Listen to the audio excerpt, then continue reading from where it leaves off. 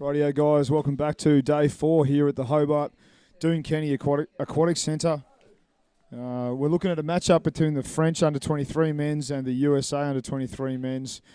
Court 2, just looking at the placings here so far, New Zealand leading top of the ladder at the moment, played 5, won 5. Turkey done the same but with less goals for. New Zealand having scored 43 goals, 4 and 3 against. Turkey having scored 18, 4 and 1 against. And then third place, Colombia, 5 played, 3 won, 2 losses.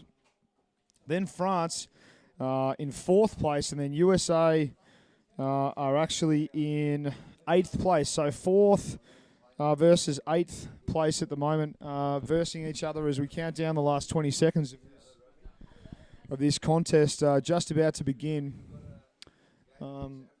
It is raining outside here in Tassie, so the athletes are having to rug up pretty solidly before they go outside. It's a balmy 25 degrees inside the aquatic centre here, so it's very summery as we count down the last couple of seconds. The refs are ready, the players are ready, and joining me in the commentary box here is Dave Lambert. Good afternoon, Dave. Good afternoon, Stuart, and thank you for that.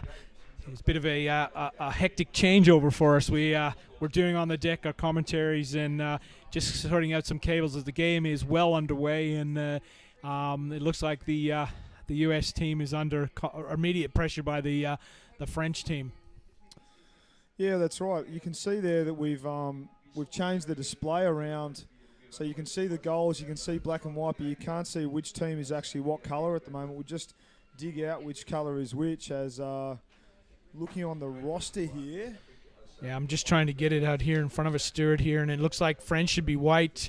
No, I'm in the wrong division. Yes, right. the French are white, and US is black. So I was right in saying the French are pressuring the US on their goal tray, and they're set up, but it was a free puck to the US, so they can gain control of the puck, at least initially, Stuart. Yeah, that's right. They're driving on the far side there. The French is putting a fair bit of attacking pressure on the USA defence. In these first couple of minutes of this game, they're in the deep attacking corner for the French over on that far side. You can see the USA guys doing a fair bit of work.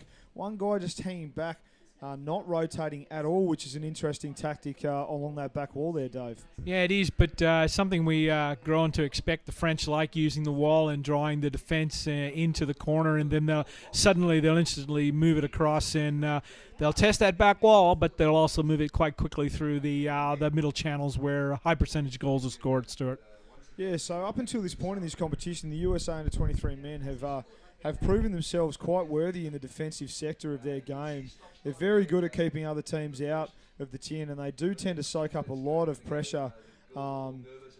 As we can see there, the French are just trying to gain some kind of good positioning on that back wall to sort of disrupt the rotation the USA guys have got going. Very good, strong press by the French there. It looks like the puck has ended up in the tin, and that is going to be first goal for the Frenchies there, Dave. Yeah, it is. It looks like number 3, Pierre-Alain Aulas, who put that goal in, numero 3, Pierre. And there's a couple of Pierres in the team, but there's number 3, I think. But we're waiting for confirmation of the white. And yes, he's nodding in the bench, quite happy. He put that one in. It was a beautiful flick up into the over end, Stuart. And I've seen a lot of flicks in this game, but I haven't seen a lot of big ones that close to the tray. But he took the gamble. He's touting on the bench, congratulating his people, because in this game, it's not just a single person who actually that score a goal, but it's usually a team effort. But it's only awarded to one people in the scoring section. Yeah, that's right. It was a very nice attacking move. Pardon me, by the French there. And you can see the goal scorer, number 3. The cameras are still on that lad. It's a very nice attacking goal scored by the French under a fair bit of defensive pressure by the USA. As you can see, the play is continuing, and there is a infringement called, and it's going to be another advantage puck to the USA as they drive that puck straight into the straight into the defensive structure of the Frenchies, just choosing to drive that far side wall and not open it up at this stage of the game there, Dave. Yeah, I'm surprised at that, but I have I've spoken to Ian previously, and he said, look, with such a young team, and they are a young team again, playing a team like the French, they have to continue just to play their game. They can't change up, and their game is to try to protect that play and drive it in where they can, and they're not used to playing in a 25 by 15 meter pool. Their pools back home are slightly smaller with a bit more depth, 2.2, 2.4. He did talk in feet, so I was doing the calculations in my head. I like numbers, Stuart, but what we see here is that they're going to stick to their game plan, and that was their game plan, so they're not going to change it up at all for the French. Well, I'll tell you what, the French are certainly putting a lot of attacking pressure on the USA, and the USA are definitely absorbing a lot of that pressure and doing quite well defending the French attack right now, as you can see them in the far defensive corner there. Lots of guys hitting the surface, a couple of breaks and then back down, but I think the Frenchies are pushing that puck all the way to the corner of the tray on a big attacking move here. It's going to be interesting to see if the USA can keep it out. All the players have come to the surface, and it does look like that puck is in the tray there, Dave. Yeah, it is a numbers game, but it looks like the referees have saw something they're not happy with. It might have been a glove, an incidental stick infringement, because no one's been sent out, but it's accidentally. Puck bobbles a lot, and with that number of players in there trying to move it along the back wall, it's just a numbers game. The French seem to get their numbers in there, occupy the space, and then shovel it around, Stuart. Yeah, that's right. They do love to do that. They like getting guys on the bottom. They like putting guys in between the rotating players of the defenders, especially on the back wall, which basically allows them to dictate how the bottom is controlled and breaks down a lot of defending rotation. So it's a very good tactical move that the French do like to employ. As you can see, the USA starting to generate a little bit more of attacking pressure as the French actually do a very deep switch all the way around to this near side of the court there, Dave. Yeah, I'm very surprised.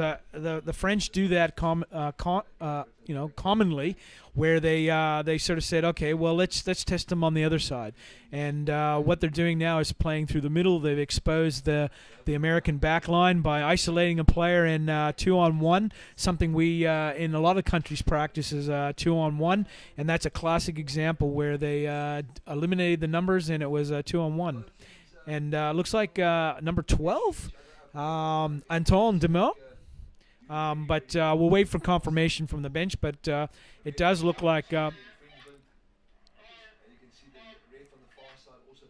was 12. Antoine Demont has popped in the second goal for the French on a containment move. They sort of contained the U.S. on the far side, moved it in the middle of the pool story, and tacked right through the middle. Yeah, they did very well. I really liked the way that they took that puck out of the contest, switched it all the way around to the other side of the court, tested the edge on the near side, right near the camera here, and then just brought it back around again, actually, and attacked that right-hand side side of the tray. And the USA sort of were left chasing them left and right all around the court. So a very well-executed attacking move by the French, as the USA just get a little bit of let out of jail free there by the referees, as the French were pushing the puck onto their tray again. They're going to get an advantage puck in their defensive third here, Dave. Yeah, we got a timeout called early by the U.S. I think it's a matter of, we're all halfway through, Stuart, and it's 2-0, and you're right there. The U.S. were let off a bit, but again, I think the U.S. defensive line was caught on the hop. They were pressed into the wing. They were undecided whether to cut the middle channel where the last goal came from or cover the corner.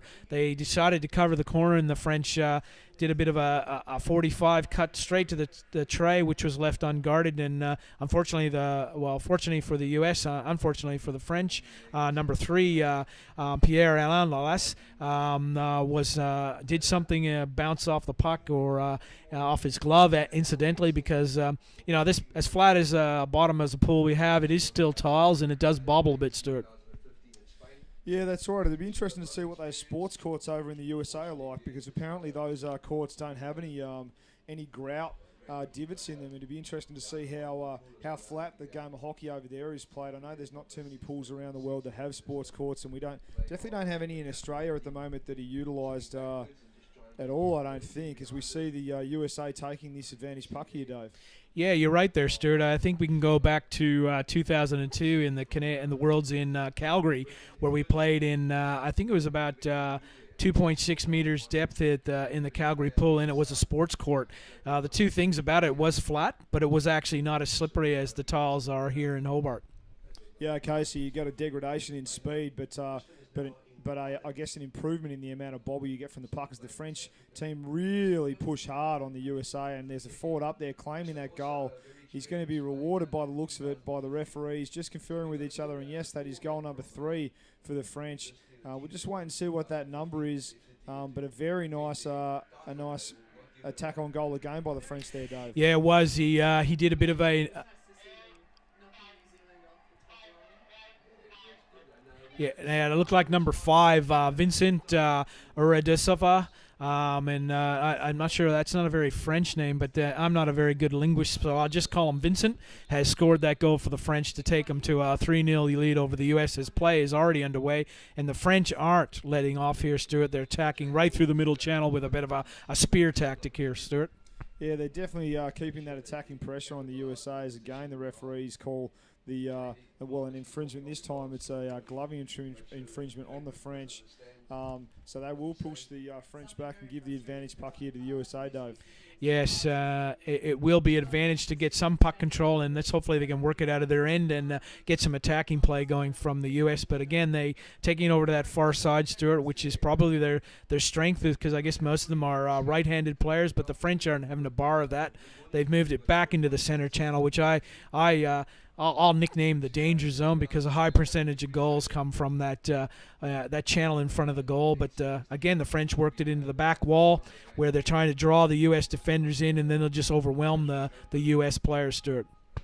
Yeah, they're doing a good job of getting repetitive numbers on the bottom and basically controlling the bottom with good body position, not really overextending themselves when they get the puck, keeping the puck nice and close, in good possessive positions, and then attacking the USA in numbers with big aggressive drives. You can see them coming all the way over to the tray here.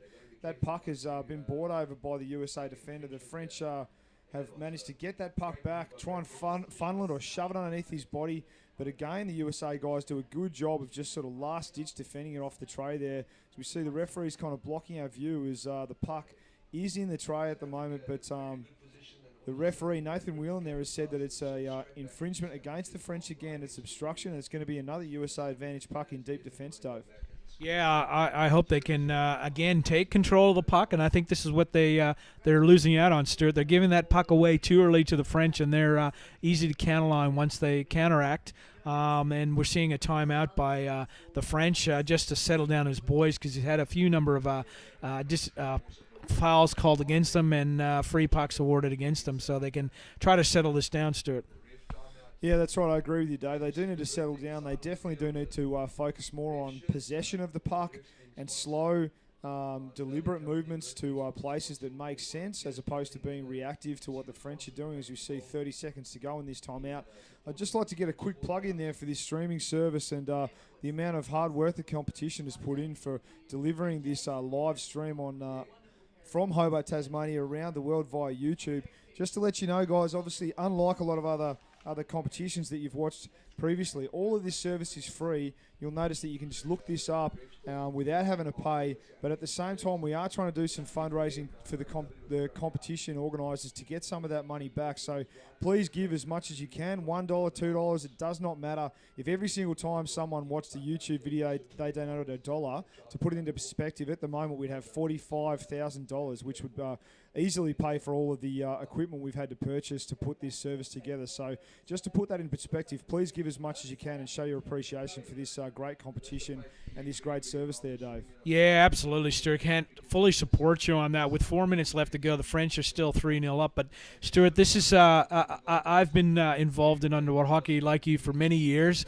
and I think you were in the 2000 team with me when we won here, and we had nothing like this. This organizing committee has been sensational. The quality of footage under here, the ability to access it via the medias in and social media is a credit to the organization here, and the amount of people in this booth making sure that we have microphones, streaming, camera coverage, and all that makes us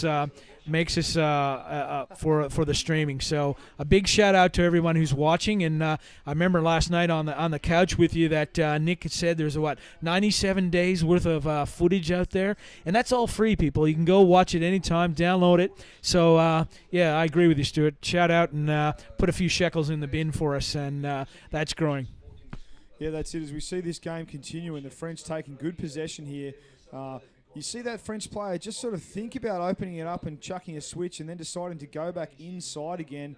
He was quickly tagged by a couple of USA opposition players, and then now they're back on the wall and then off the wall again, putting a lot of pressure. A good pick up there by that French player as he strongly drives the puck forward and then funnels it back to a waiting French attacker there. USA doing a lot of good defending. It looks like there's another infringement called here. As I'm being asked on the live chat when I'm going to catch up for a pastry with Jimmy Martin. And, mate, the answer to that question is whenever you come down to the pool and buy me one, I'll try and take a break and have a quick croissant with you or something like that at the pool deck, and see you down here when you get here, Jimmy. Yeah. Jimmy Martin's always after a French croissant now and again. I was talking to his dad last night, and he said his dad's really keen on the mountain biking. So after they do a few hours on the bike riding up, and Doc Martin's out there practicing every day with his couple of loops around the mountain, and so he can keep up with young Jimmy. Yeah, that's it. He does like his mountain biking. As we go back to the game here, it looks like the pool deck ref Para is conferring with his in-water refs, just deciding what the finer points are. It is going to be a infringement against the French team, I believe, as we still continue this ref timeout. I think the advantage puck is going to go to the USA. It certainly looks like they're setting up for that. As you can see, the French team setting up behind the line of the refs here. The puck is going to be put on this near side, and the USA are going to have another advantage puck. They've been getting a lot of advantage puck in their defensive end there, Dave. Yeah, they have, but unfortunately they seem to give it up pretty cheaply to the French. They both have the numbers on the pool, but it's just that puck control. They seem to lose it easy, and as we see, the French are pushing underneath there, Stuart, and isolating that poor lone back player. And I know as a off-half player yourself, that is a lonely position with 6 streaming French people coming down on your goal tray. Yeah, well, they're certainly pressing hard on that attacking tray at the moment. It looks to me like the referees are signalling an equal puck for gloving from both teams, as one team obviously desperately trying to keep that puck out of the tray, being the USA guys, and the Frenchies basically applying that same level of desperation to try and get or score the goal, I should say. So equal puck for both teams in deep defence for the USA, as you can see the players desperately trying to get to the bottom to maintain or gain possession, I should say. The Frenchies are coming out with the puck there, flicking it back and just having to think about whether or not they're going to switch. It looks like they will, but the USA driving them a fair way back as the Frenchies go onto the far side of the court there, Dave. Yeah, that was I sort of saw that indicating by the players at the free puck breakdown. They said, we're not having much success driving it up the wall, so let's move it out wide and see what we can do by spreading the defense, and that's really what the tactic was designed to do. But again, quite quickly, we're back onto this side of the wall, which is sort of the favorite wall. I shouldn't say a favorite wall. They seem to favor. They're spending time on this side of the wall as opposed to the other side. But with the right-handed players, and I know the French do make a lot of effort as the defense is again isolated with a 2-on-1. I can't see exactly what happens, but that's what the referees are in for. They'll make the call on what they see, and it looks like they saw a goal, nothing happening there, and we have a goal scored by it looks like number 11, and that's Hyacinth Flendo. Was that how you pronounce that, Stuart? It looks like the flower. Hyacinth Flandrin. Yeah, Hyacinth Flandrin. That goal for the French team. Yeah, well done. Very good attacking play by the Frenchies down that back wall. So number 11, Hyacinth, congratulations on a very nice goal there. As we see the French guys spring off that back wall for another strike to be met by the USA in the middle of the pool. They open up to the near side of the court here on a nice swim with good support behind. I'm expecting that French guy to curl and give it back to his supporting player, who he does, who drives a nice 45 line onto the corner of the tray, quickly cut down by the USA defence. But they're definitely getting asked some good attacking questions by the Frenchies at the moment, Dave. Yeah, they certainly are, and that pass was just a bit too out of the reach of his support player, and that fell right into the hand of the U.S. players. And once again, he was playing. The official was playing an advantage glove, and he's one of the French is asking for a 2-on-1, but I think it was a whale outside the 3-meter D as the tiles are marked, not predominantly distinctive mark, but well enough for the referees to see it. I know from this camera angle you can't see with the marking in 3, but the French are pressing again on that corner there, Stuart. Yeah, they're putting a lot of attacking pressure on this USA team. So you can see the USA defence working hard to take that puck down the back wall. And the French guys very quickly rolling them off and just trying to funnel that puck back into an area where they've got a higher percentage chance of scoring from. Nath Whelan there picking up a chopping or a stick infringement on the French team as timeout is called, half-time. So the teams will swap over. You can see the USA lads opting for a milk carton floaty noodle or floaty pool noodle water bottle carrier. Not as exciting as some of the other inflatable animal type carriers that we've seen on the pool deck recently, Dave. Yeah, that's it. I think if you'll find, Stuart, that what you'll find is that the guys settle for the milk crates and have no imaginations, as opposed to what we see on the girls' side. So I think if you had a look in the girls' court, which is in court 1, the South Africans have their unicorn there full of their drink bottles, but I think it's just imaginations. The guys don't have it, the girls do. Yeah, that's it. I have been plugging this whole inflatable animal or some kind of more creative water bottle gear carrier as opposed to a standard milk carton. I mean, I know those things are very functional, as you can see there, but I do enjoy a smiling elephant or an inflatable shark, which I've seen around the pool. Eric the elephant is very nice, and Gerard the shark, the South African ladies also use. So they are definitely setting a high standard of inflatable animal accoutrements for these teams at this championship here, Dave. Yeah, I don't know if you call that a shark or a sort of a morphed uniform, but I think that might be his tail. You're right, it is a shark. It is a shark, Stuart, and the elephant. And I think this started way back in Hungary when the Great Britain ladies had a sort of lifeboat, and that was sort of described as a drink bottle quarter. I'd like to go back to the discussion we're having on the sports court, and I had an earlier discussion with one of the under-23s lady, Emma, from the Canadian team, and she was describing the tiles in the Quebec City pool is sort of the same sort of tiles we have here in Hobart, but obviously a new court. She did describe it as being a fraction slower because she described it here as that as we both know as fellow players down here, that if you do a move and you make it fancy, the puck usually ends up spinning a long way away from your bat, Stuart.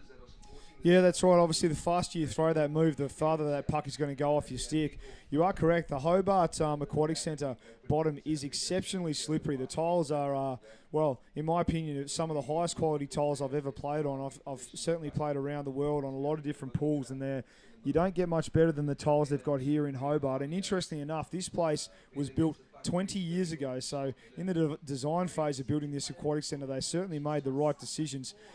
Funny old thing, we mentioned Eric the elephant and Gerard the shark, and both of those inflatable gear holders are actually in court 1 at the moment as we count down the final seconds to watch this second half kick off. But back to this game here, we see France and USA come out.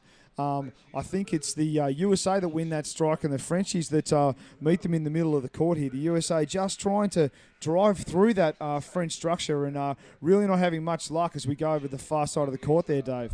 Yeah, I think at halftime, Coach Ian Curtin for the U.S. has said, guys, look, it's 4-0. We're not out of reach here, and I think he's right there, but he's asking his boys to lift harder and play stronger and take some dominance over the French. And I'm sure Laura Cavans, the French coach, is sort of saying, guys, we're not having it our own way. Let's clean it up. Let's find some space and pop a few more goals in there, Stuart.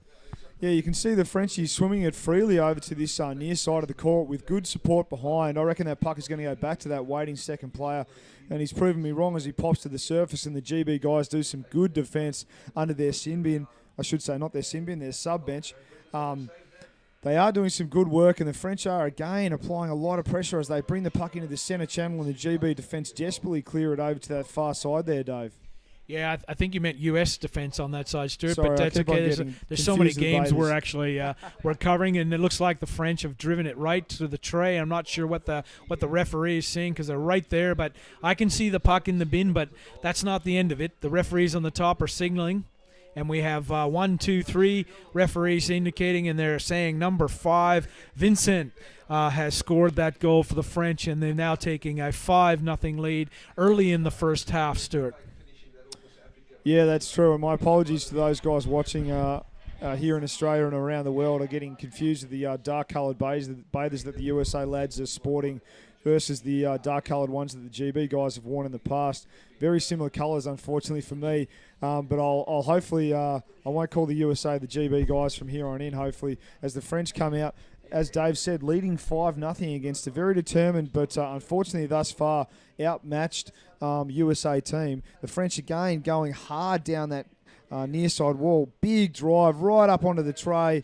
I'd be very surprised if the USA actually defend that goal, being in a pretty bad sort of backwards facing goal position.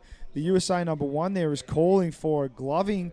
However, the referees aren't listening, and that was number 1 for the French calling scoring goal number 6, I think there, Dave.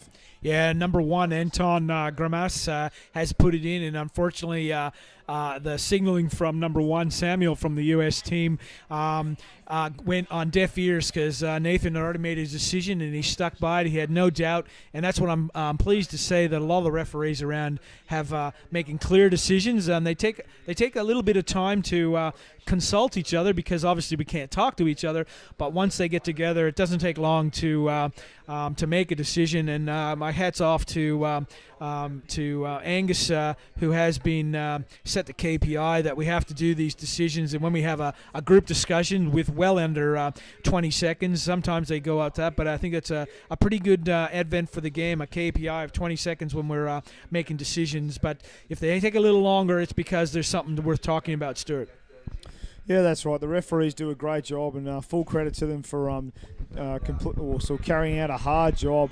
You know, it's very hard to keep all the players happy, essentially impossible, particularly when all of these players are very passionate about their own teams and for getting goals in the tin and or defending goals in that case with that USA player. As we see the play continue in the centre of the court in the defensive area of the French and the attacking area of the USA guys. A good drive there coming from the far side on a nice angle.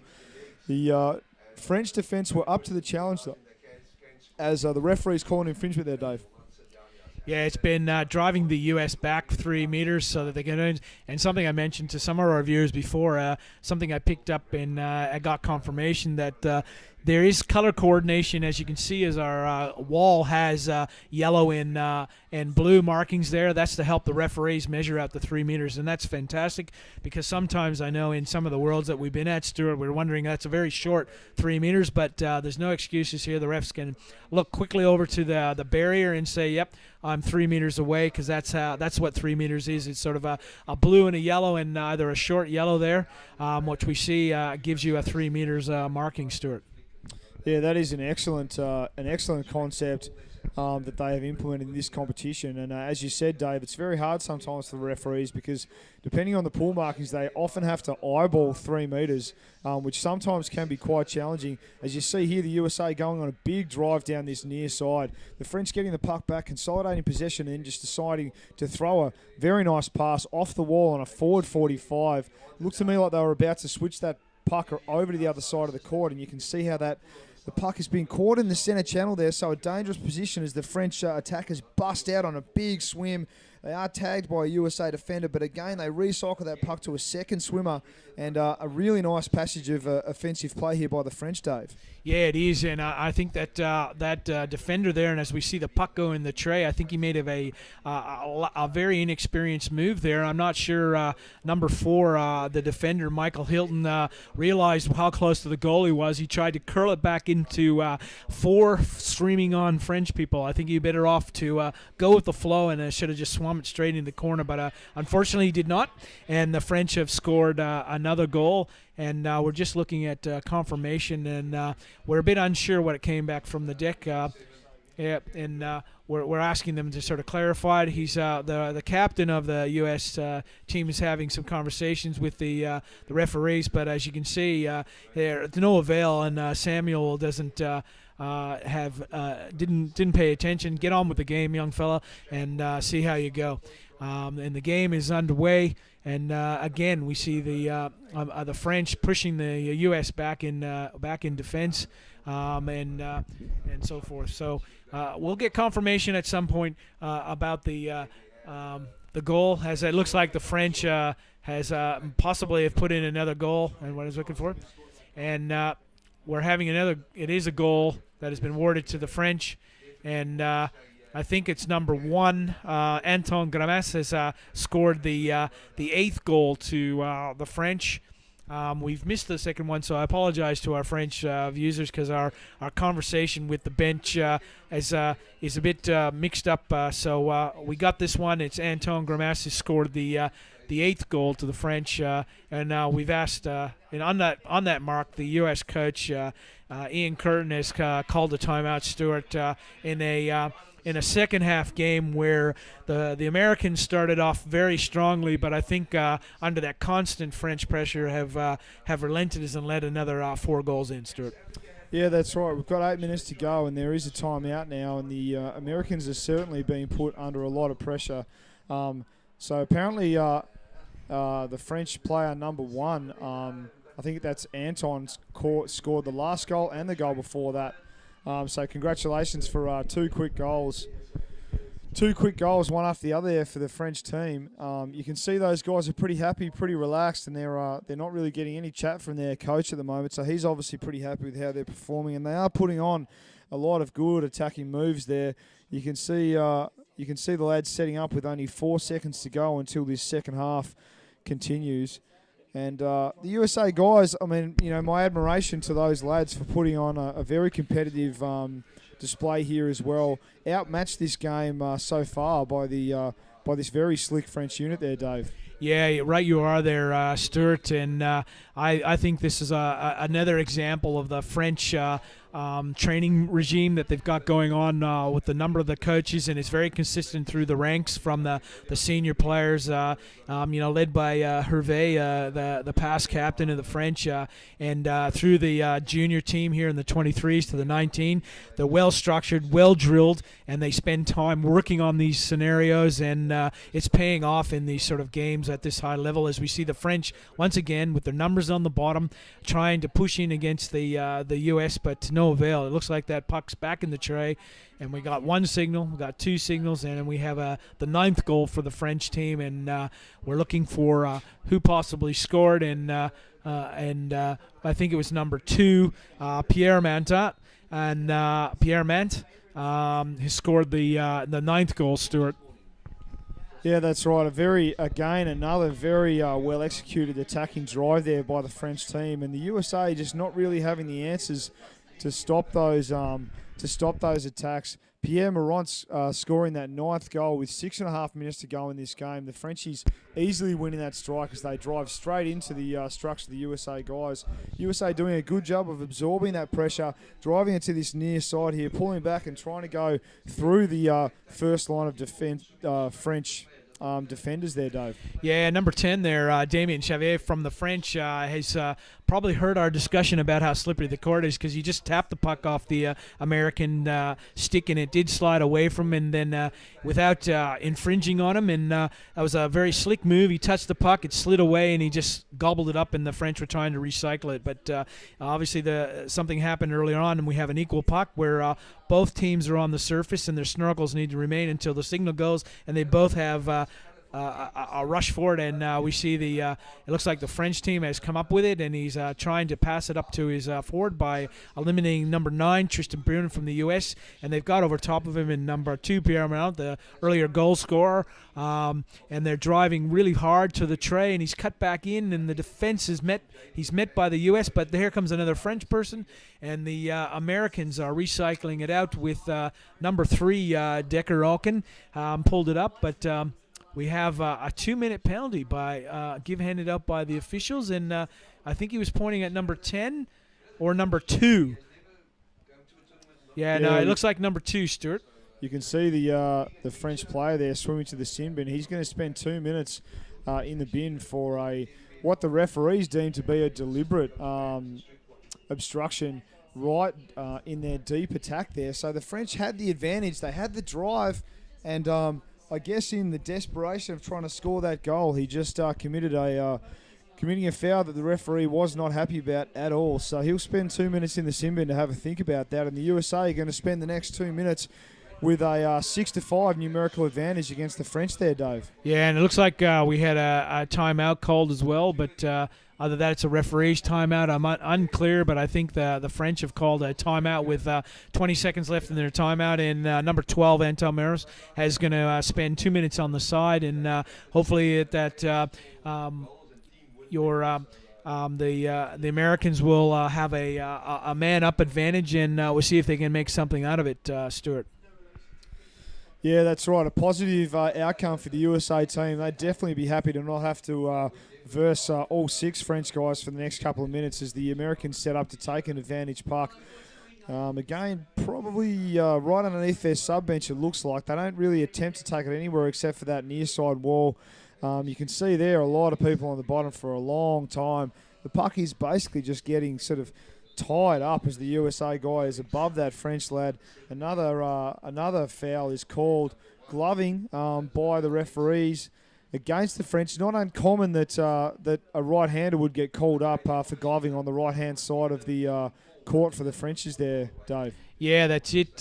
Usually the French have a couple lefties, and that sort of counterizes it. But I don't see any left hands in the French this time, Stuart, which is interesting. But again, the play is started, and it is bottled up, and the French have decided enough is enough. Even though we're a man down, we're going to move it to the other side where our right-handed players can actually take a bit more control and make it hard for the U.S.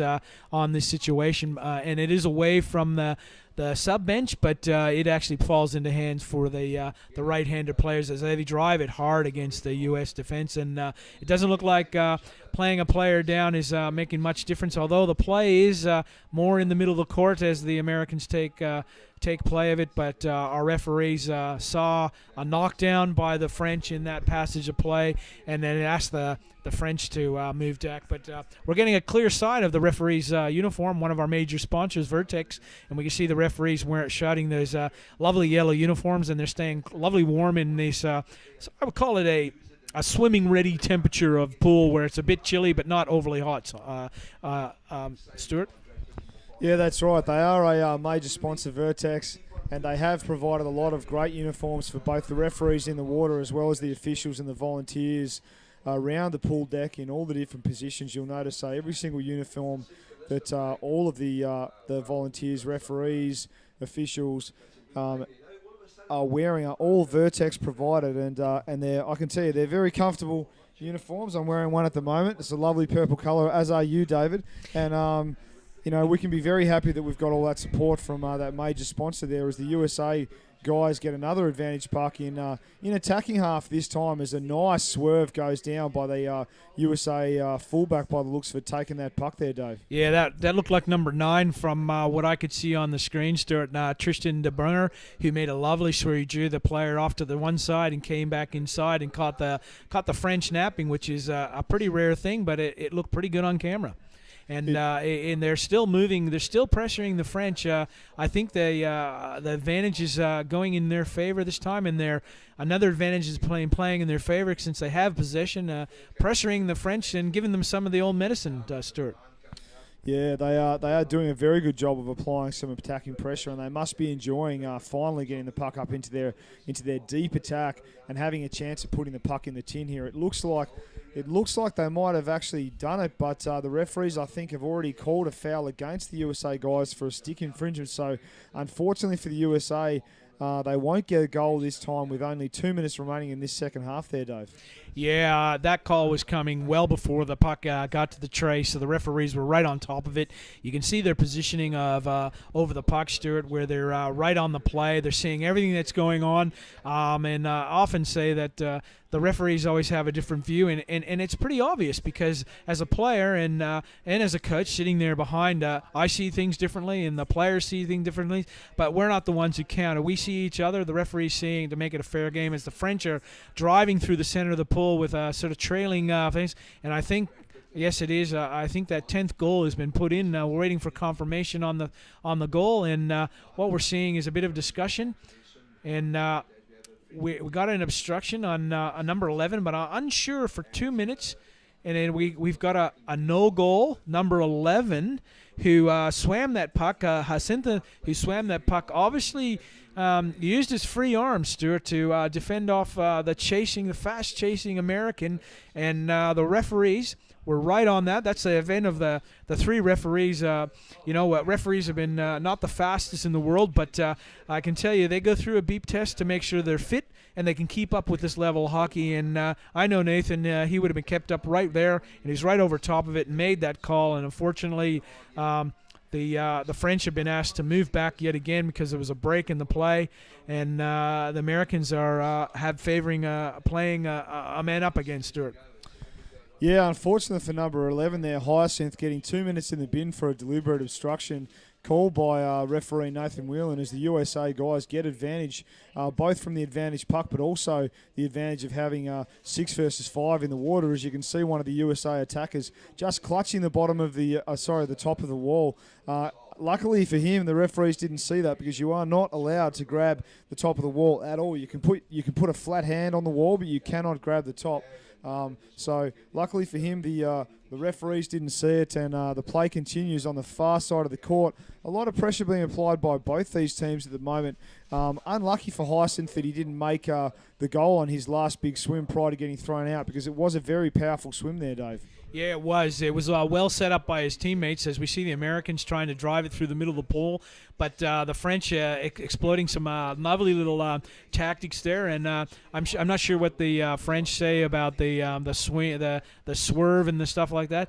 And I hear you about the referees grabbing. So the players grabbing the wall, Stuart, because you can't get us to be seen to have any advantage by holding on to anything, including the other opposition players. And I think that deliberate obstruction was pulled up, as we see the Americans causing a foul, and they're being asked to push back, and the French will have control. Even a player down, the French don't seem to be all that concerned that they're playing a man down, and they're going after the Americans, as you see a number 4 from the French, Nicholas, taking on number 2, Decker Oken of the U.S. And it's nice that the French have the numbers on there. It helps me find the players and who they are. Maybe we should have numbers all on all the fins, but mix it up. But I guess it'll be a bit hard as we see the play being forced down by the French, even with a player down there. And they're recycling the play. And once again, the referees have seen something they didn't like, and I think that's end of the game, Stuart. And the game is over. 9-0 French over the U.S. Exciting game, end-to-end action happening. But I think the U.S. will take some learnings from that, because they did defend very well, but not long enough. Yeah, that's right. Congratulations to the French. Commiserations to the USA. That's it from us here in the commentary box, and we'll see you in 9 minutes for the next one. Cheers. Bye.